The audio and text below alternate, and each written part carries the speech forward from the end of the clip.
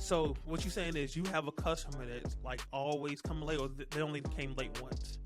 The one way that you can handle it professionally, because they might tip well, right? And they understand. We understand people got stuff. I had a client who was always late, right? He was always 10, 15 minutes late.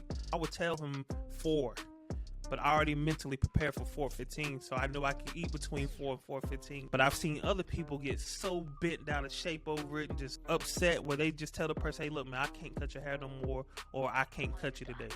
And to me, that just kind of makes things more challenging for you and that person. Typically, they'll just leave and go somewhere else. And if you don't feel like dealing with that headache no more, that's cool. But for me, I just go ahead and mentally adjust my mind, adjust my schedule to make sure I can take care of that person. So yeah, it's up to you, man. You can go either way. You can talk to them about it and tell them you can't do it, or you can just adjust your schedule, adjust your mindset for them, and adjust what they get in that service.